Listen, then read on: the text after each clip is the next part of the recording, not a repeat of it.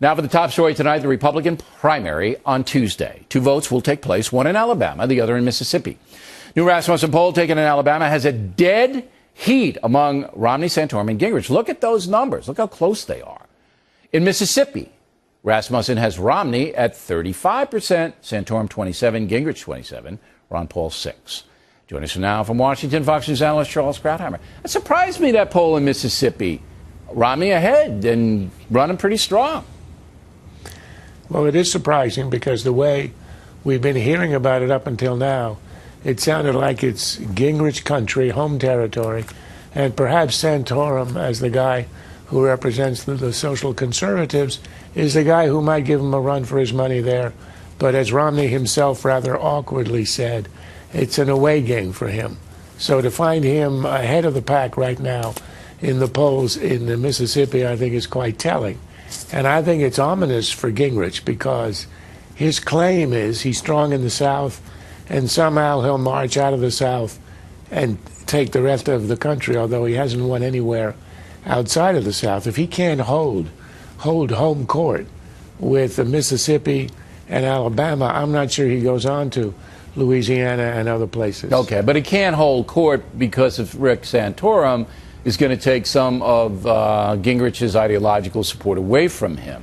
So Mitt Romney, I think, has the advantage because you got 2 strong conservatives and 1 moderate conservative, and he'll pick up the moderate vote, and the other 2 will divide. So you got to say that Romney's got a pretty good shot. Well, that's exactly how he's managed to get ahead, and in so many of the states where he wins, he doesn't win with 50% of the vote. He wins with a little over a third because everybody else is splitting it. Right. And as long as Santorum and Gingrich are out there hitting each other, he's got a path. If Gingrich loses badly on Tuesday, that's going to hurt Romney in the sense that it will then be one-on-one with Santorum. Yeah, Gingrich will probably have to go out because of the money situation.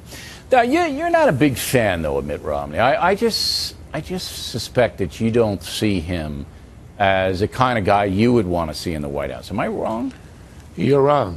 I actually like Romney. I think he's a very good man, and I think he would make a very good president.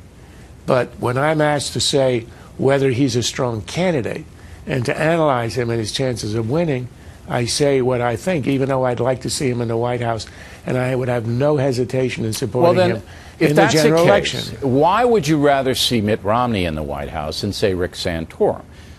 Because you're a conservative man. Your thought process is smaller government, more efficiency, self-reliance. This is what Dr. Krauthammer stands for. It seems that Rick Santorum would be more simpatico to you. Well, I got 2 answers for you. Number one, he said he's much more of a social conservative than I am. So I'm not inclined in that direction. But the more important thing is this. It's the Buckley rule, after the sainted William F. And he always said that in any election he votes for the most conservative candidate who can win. Now, everybody makes his own assessment. I'm not an oracle. I can't divine exactly how the future will unfold.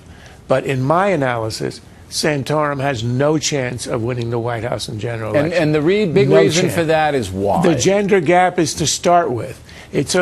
Secondly, it's an election about the economy. All right, so what energizes him are social issues. Not too fast. It's the wrong year for social issues. Okay, not too fast. I'm not. I have to keep up. You're a simple man, I know, and you went to Harvard, so I have to work. It was an admissions mistake. You know that. All right, yeah. But you say that women won't vote for Santorum. I only have 45 seconds. Why not? Well, look at the gender gap he has now within the Republican race. The reason he lost in Michigan was exclusively the gap among women. And it has to do with some of the statements he made. He wants to make an issue of contraception. The issue was a closed issue in 1965. It's not an open issue. It's not what anybody wants to debate. And I respect him for the views he has. I have utter respect for what he believes. But it's not a policy issue that is of any interest to the nation, and it's a losing issue if he wants to make it a policy issue. All right, Charles, as always, we appreciate it. Thanks very much. Next on The Rundown.